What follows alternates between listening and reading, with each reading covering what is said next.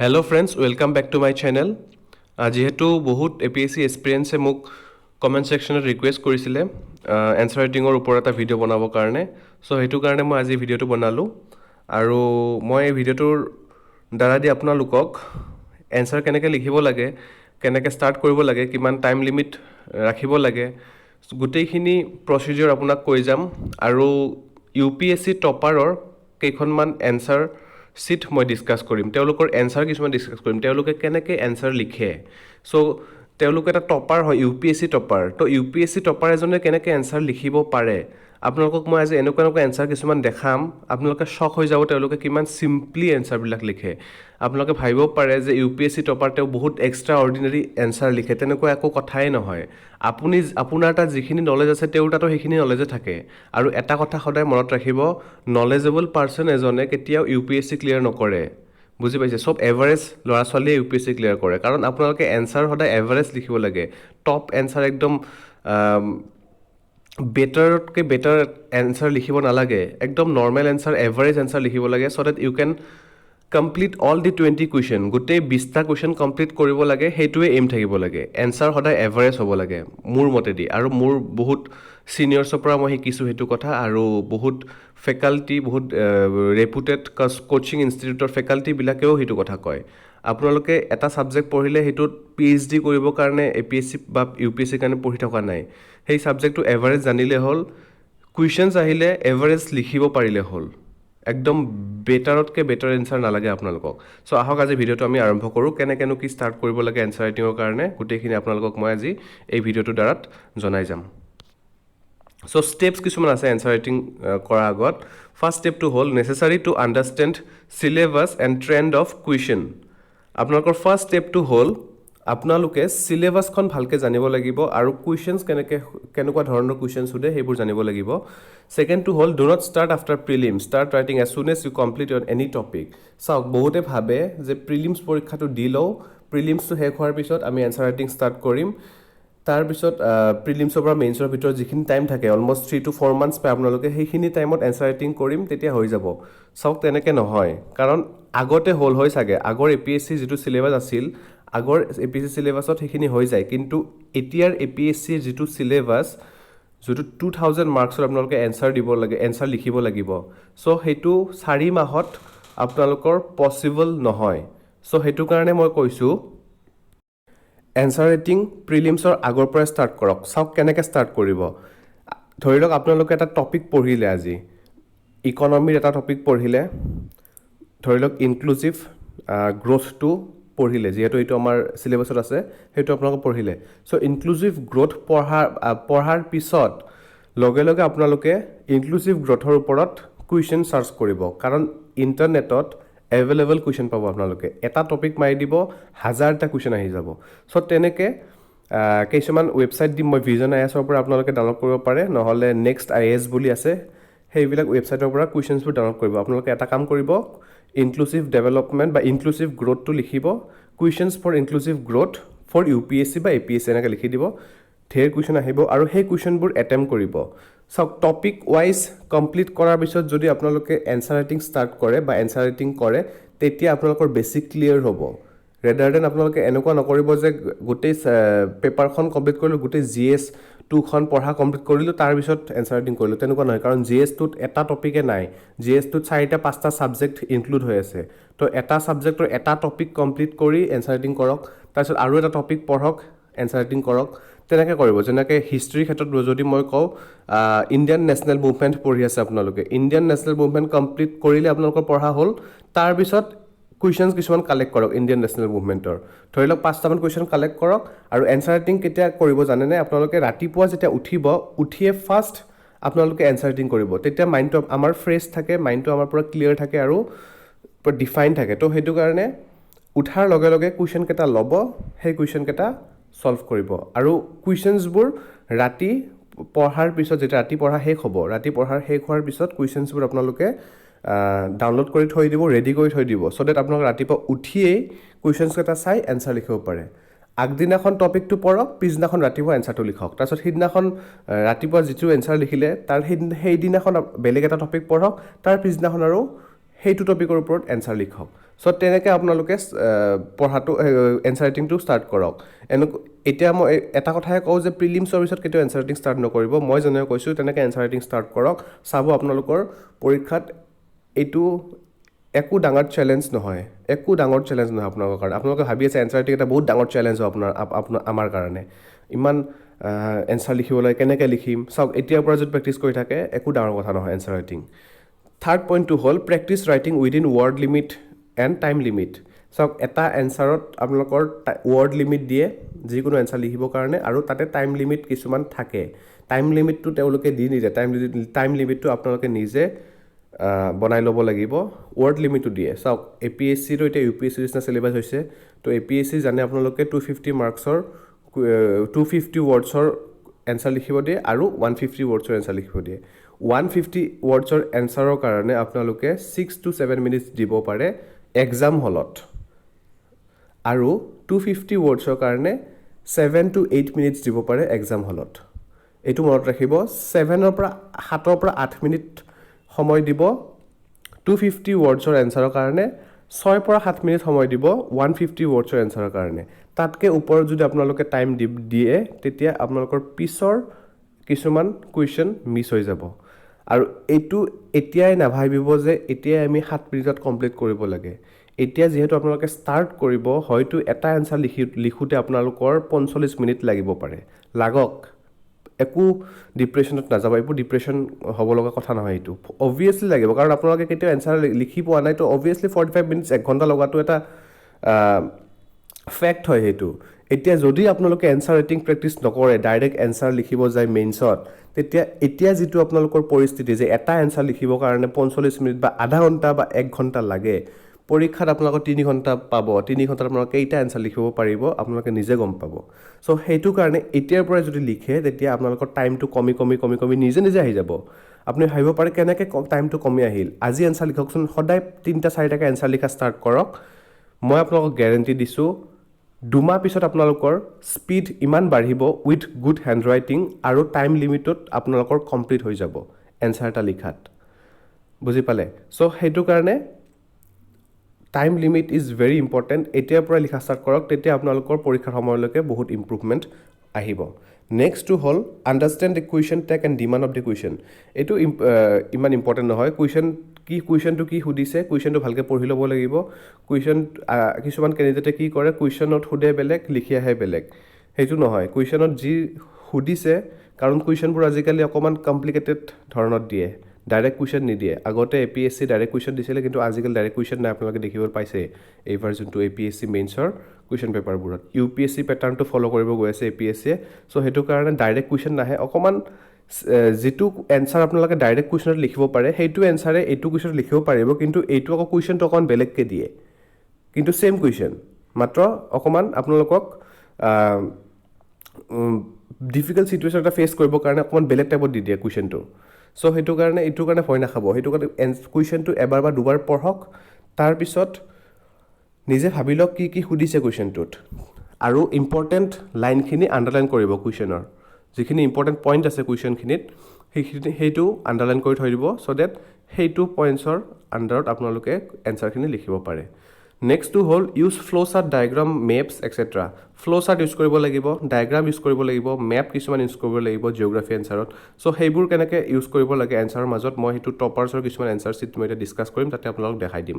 নেক্সটটো হ'ল answer must be in point wise এইটো বহুত ইম্পৰ্টেণ্ট কথা আপোনালোকে এনচাৰ ৰাইটিং যেতিয়া কৰিব পইণ্ট ৱাইজত কৰক আৰু পৰীক্ষাটো পইণ্ট ৱাইজে লিখিব লাগিব এইটো নাভাবিব যে এছে টাইপৰ একদম লিখিছে ছাবজেক্টিভ বুলি কৈছে যিহেতু লিখিয়ে আছে কোনো পইণ্টছ নাই কোনো তেনেকুৱা নাই পেৰেগ্ৰাফ নাই এটা ধাৰাসাৰ লিখাৰ দৰে লিখি আছে তেনেকৈ হ'লে আপোনালোকে মাৰ্কছ নাপাব কিন্তু চাওক আপোনালোকৰ ষ্টৰি পঢ়িবৰ কাৰণে কাৰো টাইম নাই কোনো এক্সামিনৰ টাইম নাই যদি পইণ্ট ৱাইজ লিখে এটা পইণ্ট ৱাইজত 2 লাইন থাকিব মেক্সিমাম তাৰ ওপৰত নাথাকে বা 3 লাইন থাকিব চ' পইণ্ট ৱাইজ লিখিব এক্সামিনাৰে পঢ়িও ভাল পাব আপোনাক মাৰ্কছ দিও ভাল পাব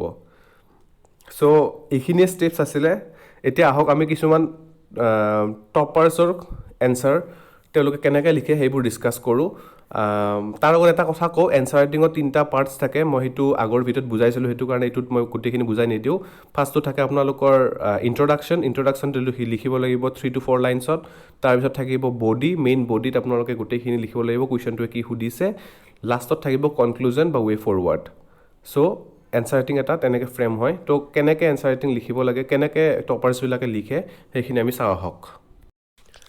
এইখন পেপাৰ হ'ল মায়াংক মিট্টাল। মায়াংক মিট্টালে 2019ত 29 ৰেংক পাইছিলে, অল ইণ্ডিয়া ৰেংক 29 আছিলে। চ' এইখন তেওঁৰ মক টেষ্টৰ এখন পেপাৰ হয় নেক্সট IASৰ। তো তেওঁ কেনেকুৱা ধৰণৰ এনচাৰ লিখে সেইটো আমি চাওঁ আহক। চাওক এই কুৱেশ্যনটো চাওক, কুৱেশ্যন নম্বৰ 3ত লিখা আছে, Westminster style of democracy seems to be the basis Indian democracy as seen from the features adopted from it, contrast the feature of the two. ইয়াতে কি সুধিছে, কুৱেশ্যনটো ভালকৈ মন দিব। মই আগৰ পইণ্টছত আপোনালোকক কৈছোঁ যে কুৱেশ্যনটো ভালকৈ পঢ়িব, ডিমাণ্ড কি কুৱেশ্যনৰ সেইটো ভালকৈ আপোনালোকে গম পাব লাগিব। First, Westminster style of democracy seems to be the basis of Indian democracy. মানে কি কৈছে, আমাৰ যোনটো ইণ্ডিয়াৰ এতিয়া ডেম'ক্ৰেচি, সেই ডেম'ক্ৰেচিটো এনেকুৱা দেখা যায় যে ৱেষ্ট মিনিষ্টাৰৰ ডেম'ক্ৰেচি যিটো হয়, মানে ৱেষ্টাৰ্ণ ছাইডৰ ডেম'ক্ৰেচি যিটো হয়, তেনেকুৱাই আমাৰ ইণ্ডিয়ান ডেম'ক্ৰেচিৰ বেছটো তেনেকুৱাই হয়। চ' সেইটো কৈছে। তো আমি ইয়াতে কি লিখিব লাগিব, as seen from the features adopted from it. কাৰণ আমাৰ কনষ্টিটিউশ্যনখন আমি জানো যে বেছিভাগ বাহিৰৰ পৰা লোৱা হৈছে কনষ্টিটিউশ্যনখন বনোৱাত। ফ্ৰেঞ্চ কনষ্টিটিউশ্যনৰ পৰা লোৱা হৈছে, অষ্ট্ৰেলিয়াৰ পৰা লোৱা হৈছে, ছাউথ আফ্ৰিকাৰ পৰা লোৱা হৈছে, USA পৰা লোৱা হৈছে ফাণ্ডামেণ্টেল ৰাইটছ। তো তেনেকৈ বেলেগৰ পৰা আমাৰ কনষ্টিটিউশ্যনখন লোৱা হৈছে। মেক্সিমাম কনষ্টিটিউশ্যনৰ যিবিলাক ফিচাৰ্ছ আছে মেক্সিমাম বাহিৰৰ পৰা লোৱা হৈছিলে। চ' সেইটো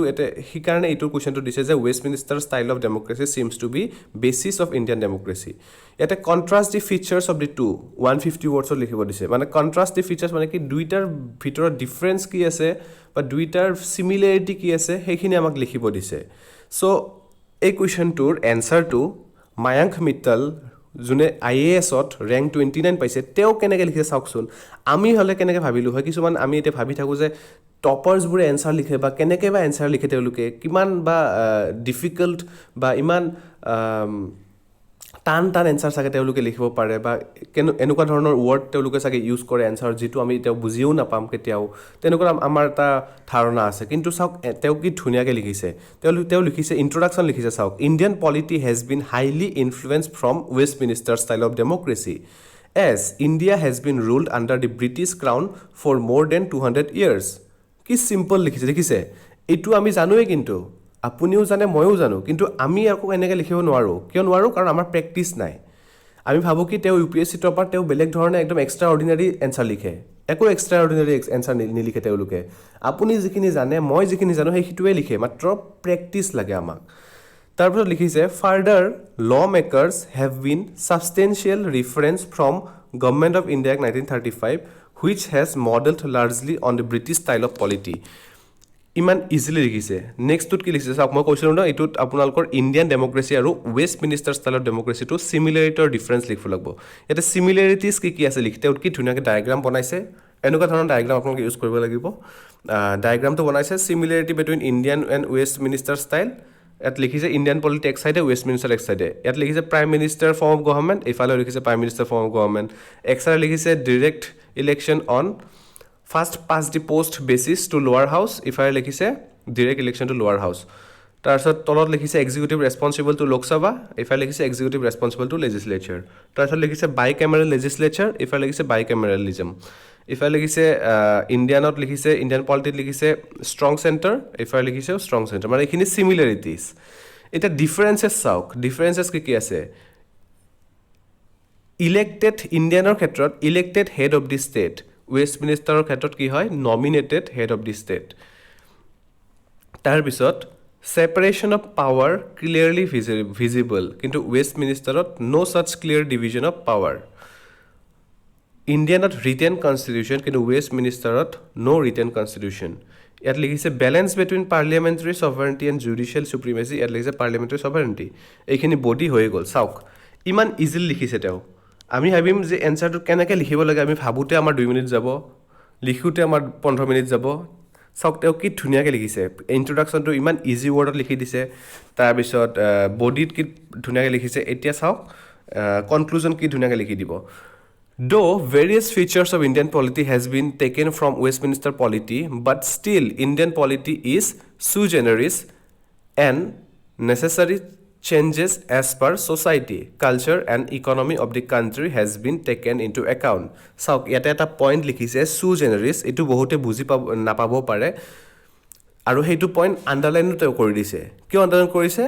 কিছুমান ইম্পৰ্টেণ্ট ৱৰ্ড আপোনালোকে আণ্ডাৰলাইন কৰিব লাগিব চ' ডেট এক্সামিনাৰে সেই কাৰণ আণ্ডাৰলাইন থাকিলে এক্সামিনাৰ চকুত ডাইৰেক্টলি পৰিব এইটো কিয় আণ্ডাৰলাইন কৰিছে আৰু তেওঁ আণ্ডাৰলাইনটো আগতে পঢ়িব আৰু তেওঁ যদি আণ্ডাৰলাইন কৰাৰ লাইনটো বিৰাট ভাল পায় তেতিয়া তেওঁ গোটেই এনচাৰটো নপঢ়ে ডাইৰেক্ট মাৰ্কছ দি দিব এতিয়া sui generis মানে হ'ল ছেল্ফ ডেভেলপড মানে এটা তেওঁ কৈছে যে আমাৰ ইণ্ডিয়ান পলিটিটো ছেল্ফ ডেভেলপড হয় যদিও বেলেগৰ পৰা লৈছে আমাৰ ইণ্ডিয়ান কনষ্টিটিউশ্যন বা পলিটিখন ছেল্ফ ডেভেলপ হয় sui generis হয় চ' এনেকুৱা ধৰণৰ ৱৰ্ডো আপোনালোকে ইউজ কৰিব লাগিব এনেকুৱা নহয় যে ষ্টাৰ্টিঙৰ পৰাই আপোনালোকে লিখিছে এনেকুৱা ধৰণৰ ৱৰ্ড কিছুমান ইউজ কৰিব আৰু এনচাৰ্টিঙৰ মই দুটামান ৱৰ্ড কওঁ লাইক ট্ৰেন্সপাৰেঞ্চি একাউণ্টেবিলিটি এফৰ্ডেবিলিটি তো এক্সেচিবিলিটি এনেকুৱা কিছুমান ৱৰ্ডছ আছে সেইবিলাক আপোনালোকে ইউজ কৰিব লাগিব এনচাৰ ৰাইটিঙত টটেলিটেৰিয়ান অথৰিটেৰিয়ান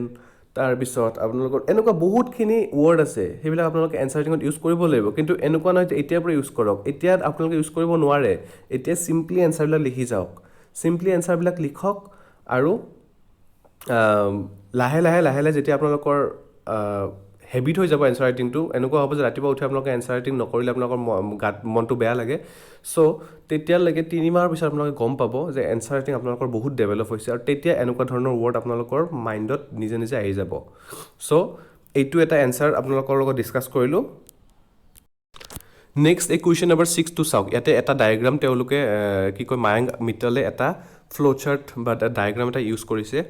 চ' কেনেকৈ ডায়েগ্ৰাম ইউজ কৰিব লাগে সেইটো আপোনালোকক এইটো এনচাৰৰ থ্ৰু দি মই বুজাই দিওঁ এইটো কুৱেশ্যনত আছে it seems that the office of the governor is complying with the political whims and fancies of union government rather then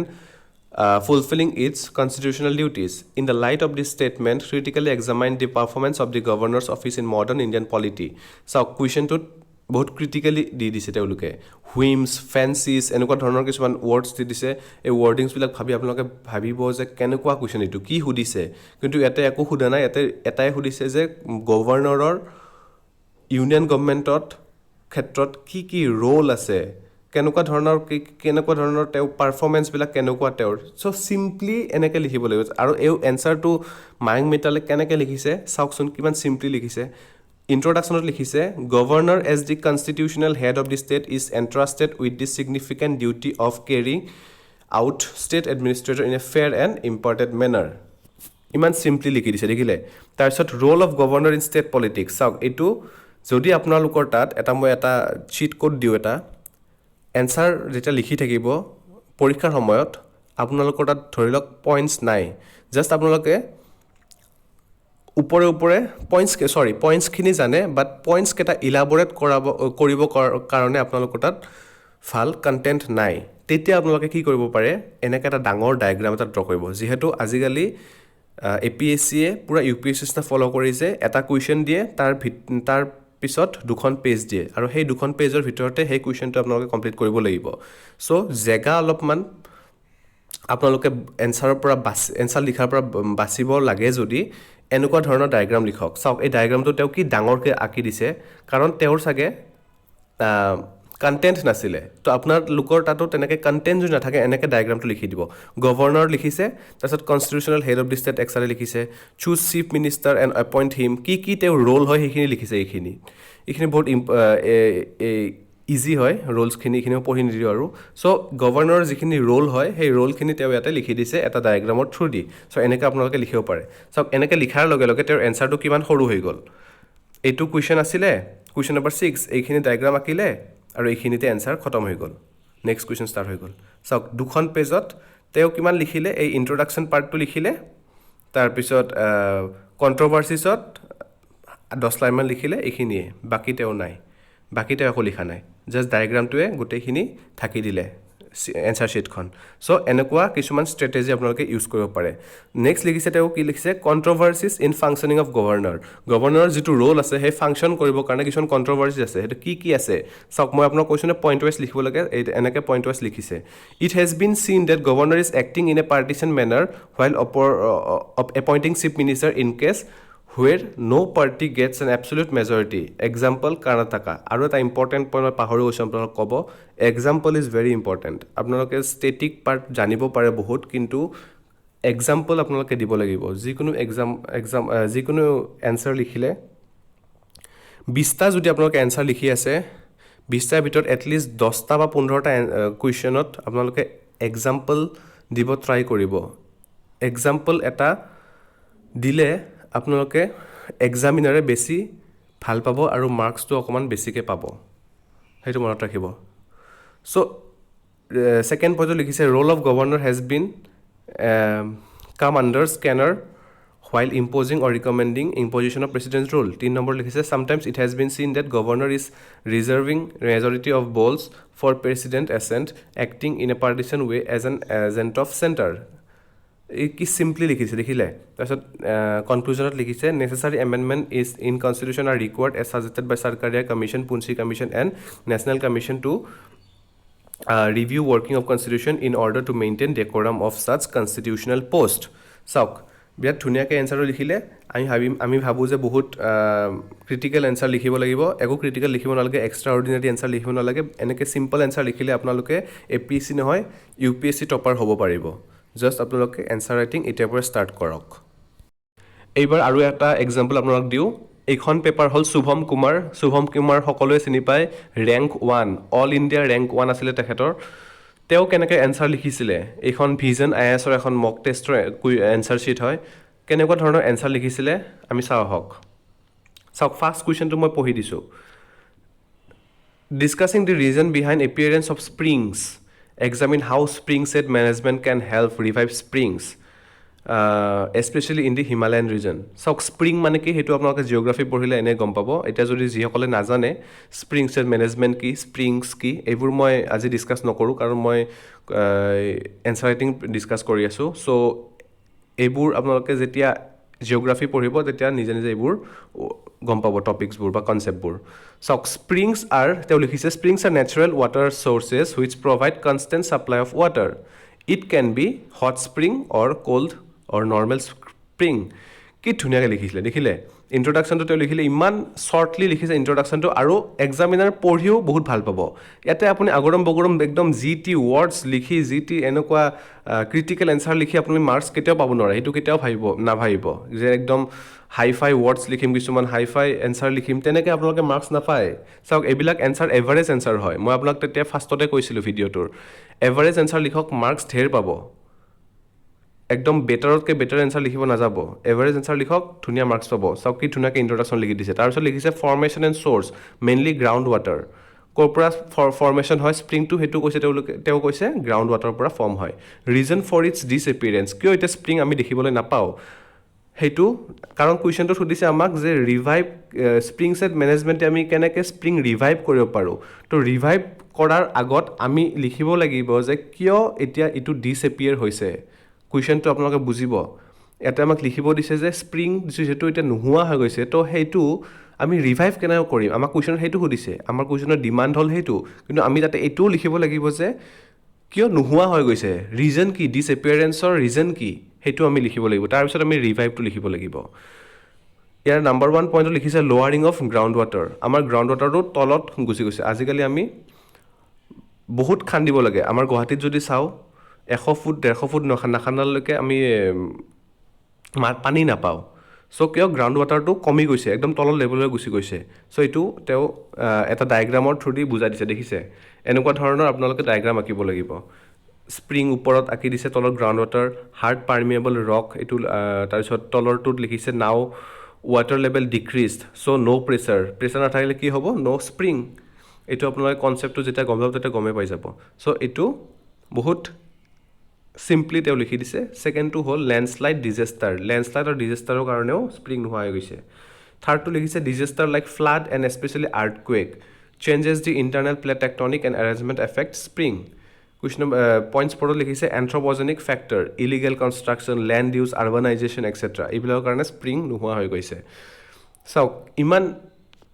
simple answer লিখিছে তেওঁ। আপোনালোকে ভাবিব পাৰে, মই বাৰে বাৰে কৈছোঁ বহুত ক্ৰিটিকেল এনচাৰ লিখে টপাৰ্ছবোৰে। আজি আপোনালোকক প্ৰুফ দিলোঁ যে টপাৰ্ছবোৰেও চিম্পল এনচাৰ লিখে, এভাৰেজ এনচাৰ লিখে, আৰু এনেকৈ তেওঁলোকে অল ইণ্ডিয়া ৰেংক হয়। এইখন শুভম কুমাৰৰ পেপাৰ হয়। আৰু আপোনালোকে নাভাবিব মই মক টেষ্টৰ পেপাৰহে ডিছকাছ কৰিছোঁ। চাওক এইবোৰ মক টেষ্ট তেওঁলোকে মেইনছ পৰীক্ষাৰ আগত দিয়ে। তো ইয়াতে তেওঁলোকে যেনেকৈ লিখিছে সেইটোৱে তেওঁলোকৰ এনচাৰ মেইন এনচাৰ শ্বীটত ৰিফ্লেক্ট কৰিব। বুজি পাইছে? আপোনালোকৰ ইয়াতে যেনেকৈ তেওঁলোকে লিখিছে মক টেষ্টত, আৰু এইখন ভিজন IASৰ mock test. Vision IAS one of the top mock test বা one of the top institute of India IASৰ কাৰণে। চ' ভিজন IASৰ মক টেষ্ট এইখন হয়। তেওঁ ইয়াতে যেনেকৈ লিখিছে ন, তেওঁৰ সেই এনচাৰৰ ৰিফ্লেক্টটো তেওঁলোকৰ মেইন এনচাৰ শ্বীটত তেনেকৈ আহিব। চ' এনেকৈ তেওঁলোকে লিখে ফাইনেল শ্বীটতো, আৰু এনেকৈ তেওঁলোকে ৰেংক 1 হয়। আৰু স্প্ৰিং ছেট মেনেজমেণ্টটো কি হয় ইয়াতে বুজাই দিছে। কাৰণ কুৱেশ্যনটো আমাক সুধিছিলে যে স্প্ৰিং ছেট মেনেজমেণ্টে আমি কেনেকৈ ৰিভাইভ কৰিব পাৰোঁ স্প্ৰিং। ইয়াতে তেওঁ লিখিলে, ফাৰ্ষ্টত লিখিলে ইন্ট্ৰডাকশ্যন দিলে, ইন্ট্ৰডাকশ্যনৰ পৰা লিখিলে কেনেকৈ ফৰ্ম হয়, তাৰপিছত লিখিলে ডিছএপিৰিয়েঞ্চ কিয় হৈছে স্প্ৰিং, তাৰপিছত এতিয়া তেওঁ লিখিছে স্প্ৰিং ছেট মেনেজমেণ্টটো কি হয়। লাইক ৱাটাৰ ছেট মেনেজমেণ্টৰ নিচিনা একে হয়। It includes all the probable area where springs are there or use to be there. It will help in proper replenishment of water. 2 লিখিছে illegal activity can be checked. 3 লিখিছে area can be mapped and demarked for better land use. 4 লিখিছে revival of old spring. Springs are lifetime in Himalayan region and also can be developed sustainable ecotourism. চাওক ইমান easily লিখিছে তেওঁ, spring set মেনেজমেণ্টে কেনেকৈ এতিয়া স্প্ৰিংটো revive কৰিব পাৰি। এই 2 পেজৰ এনচাৰ, ইমান চিম্পল এনচাৰ লিখিছে। আপোনালোকে টপাৰ্ছবোৰৰ এনেকুৱা এনচাৰ শ্বীট আপোনালোকে নেটত পাই যাব, গুগলত মাৰি দিব, তেনেকুৱা এনচাৰ শ্বীটবিলাক ওলাব। মইতো যিখিনি পাৰোঁ সেইখিনি ডিছকাছ কৰিলোঁ, কাৰণ গোটেইখিনি ডিছকাছ কৰিব নোৱাৰোঁ, 5-10টা কুৱেশ্যনটো ডিছকাছ কৰিব নোৱাৰোঁ। মই 2-3টা কুৱেশ্যন ডিছকাছ কৰিলোঁ, বাকীখিনি আপোনালোকে চাই ল'ব। চ' টপাৰ্ছবোৰো এনেকৈ এনচাৰ লিখে। চ' আপোনালোকৰ যদি এনেকুৱা এনচাৰ ৰাইটিং কৰিব মন আছে, তেতিয়াহ'লে এতিয়াৰ পৰা এনচাৰ ৰাইটিং ষ্টাৰ্ট কৰক। চ' আজিৰ কাৰণে ইমানেই আছিলে। এনচাৰ ৰাইটিং বহুত ইম্পৰ্টেণ্ট হয়। চ' বাৰে বাৰে কৈছোঁ, এতিয়াৰ পৰাই ষ্টাৰ্ট কৰক।